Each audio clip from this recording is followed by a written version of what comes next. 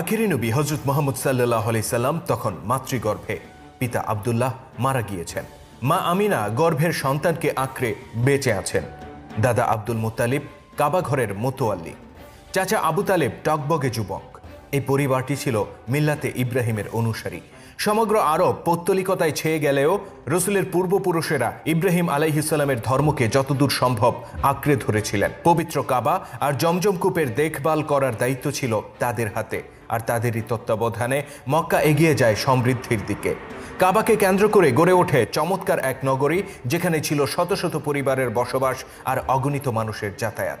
সবকিছুই চলছিল ঠিকঠাক। হঠাৎ একদিন চারদিকে হইচই শোনা যায়। কি এক সংবাদে! মক্কার মানুষেরা পাগলের মতো ছুটতে শুরু করে। ব্যবসায়ীরা তাদের মালামাল ফেলে পালাতে থাকে। বাচ্চারা আতঙ্কে চিৎকার করে ওঠে। দোকানিরা দোকান বন্ধ করে ছুটে পালায়। ভীত বিহ্বল মানুষের চিৎকার, চেঁচামেচি আর ক্রন্দনে আতঙ্কের নগরীতে পরিণত হয় মক্কা। মানুষের পায়ে চাপা পড়ে মানুষ মারা যাওয়ার অবস্থা। এক ব্যক্তি ছুটে এসে রসুলের চাচা আবু তালেবকে জানায়, মক্কার নিকটে তাঁবু ফেলেছে ইয়েমেনের শাসক আব্রাহা। তার সেনারা আব্দুল মুত্তালিবের সমস্ত ওট ছিনিয়ে নিয়েছে আর কয়েকজন নিরীহ মানুষকে ধরে নিয়ে গেছে। সে এই নগরী আক্রমণ করে কাবাঘর ধ্বংস করে দিতে এসেছে। এই সংবাদ শুনে আঁতকে ওঠেন আবু তালেব। এক মুহূর্ত দেরি না করে তিনি ছুটে যান পিতা আব্দুল মুত্তালিবের কাছে। আব্দুল মুত্তালিব তখন কাবাঘরের ভেতর অবস্থান করছিলেন। বাদশাহ আব্রাহার তৎপরতার ব্যাপারে তিনি অবগত আছেন, তথাপি তার মুখে উদ্বেগের কোনো ছাপ দেখা যায় না। আবু তালেব পিতাকে বলেন, আপনি কেন এ ব্যাপারে এখনো কোনো পদক্ষেপ নিচ্ছেন না?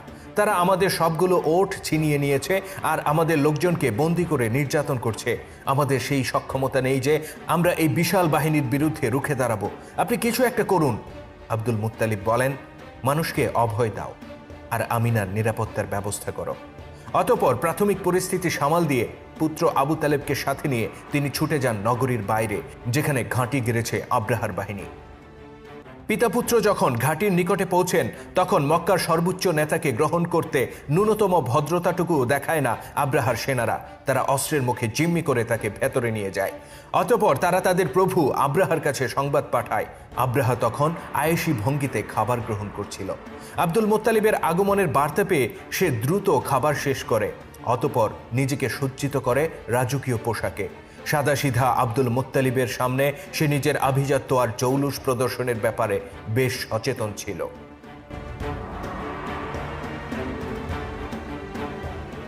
আব্দুল মুত্তালিবের কাছে আব্রাহা জানতে চায়, আমাকে বলো তো, এই কাবার পেছনে কি রহস্য লুকিয়ে আছে? কেন অগণিত মানুষ এখানে ছুটে আসে আর তোমরা তাদের সাথে ব্যবসা করে এত লাভবান হও? আমি ইয়েমেনে প্রাসাদতুল্লায় গির্জা গড়ে তুলেছি শুধুমাত্র মানুষকে ইয়েমেনের প্রতি আকৃষ্ট করার জন্য, কিন্তু তারা সেখানে না গিয়ে কেন কাবাতে ছুটে আসে? আব্দুল মুত্তালিব বলেন, আমি জানি না কি এই গৃহের মাহাত্ম্য। আমি কেবল জানি এটা এক পাথরে নির্মিত ঘর মাত্র। অতঃপর আব্রাহা বলে, আমি পাথরের এই ঘর ভেঙে ফেলতে এসেছি, তবে তোমাদের কোনো ক্ষতি করব না যদি তোমরা আত্মসমর্পণ করো। আব্দুল মুত্তালিব বলেন, আমি এই ঘরের ব্যাপারে চিন্তিত নই। আমি বরং চিন্তিত আমার সেই সব ওটের ব্যাপারে যা তোমার লোকেরা ছিনিয়ে এনেছে। আর আমি চিন্তিত সেই নিরীহ নগরবাসীর ব্যাপারে যাদেরকে তোমার লোকেরা ধরে এনে নির্যাতন করছে।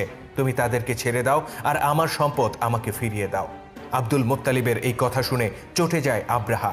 সে চিৎকার করে বলে, তুমি কাবার তত্ত্বাবধায়ক, এই ঘরের নিরাপত্তার দায়িত্ব ছিল তোমার উপর, কিন্তু সে ব্যাপারে তুমি এতটুকু বিচলিত নও, অথচ নিজের ওটের ব্যাপারে তুমি কতই না উদ্বিগ্ন।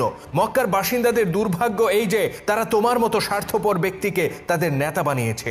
আব্দুল মুত্তালিব অত্যন্ত দৃঢ়তার সাথে উত্তর দেন, তোমার লোকেরা যা ছিনিয়ে এনেছে আমি আব্দুল মুত্তালিব তার মালিক, তাই আমি সেগুলো ফেরত চেয়েছি। কিন্তু যে ঘরে তুমি আক্রমণ করতে যাচ্ছ তার মালিক আমি নই। যার ঘর তিনি তার নিরাপত্তার ব্যাপারে চিন্তা করবেন। আব্রাহা জানতে চায়, কে সেই মালিক? আব্দুল মুত্তালিব বলেন, তুমি যখন সেখানে যাবে তখনই এর জবাব পাবে। আব্দুল মুত্তালিবের এই উত্তরে আব্রাহা আরও চটে যায়। সে বলে, নিয়ে যাও তোমার ওট আর বন্দি মানুষদেরকে, তবে জেনে রেখো আগামীকাল যখন আমার হস্তি বাহিনী তোমার নগরীকে পিষে ফেলতে যাবে তখন তারা এতটুকু করুণাও দেখাবে না। অতঃপর নিজের ওট আর বন্দি লোকদেরকে নিয়ে ফিরে যান আব্দুল মুত্তালিব।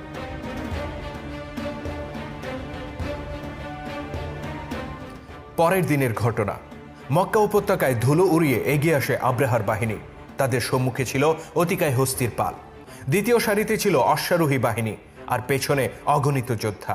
সবার সম্মুখে অতিকায় এক হাতির পিঠে চড়ে রাজকীয় আসনে আসীন ছিল বাদশাহ আব্রাহা, আর তাকে ঘিরে রেখেছিল দীর্ঘদেহী রক্ষীরা। দাম্ভিক আব্রাহার হস্তি বাহিনীর প্রতিটি পদক্ষেপ মক্কার মাটিতে প্রকম্পন সৃষ্টি করে, আর হস্তি যুদ্ধের গগনবিদারী চিৎকার প্রতিধ্বনিত হয় পাহাড়ের গায়ে।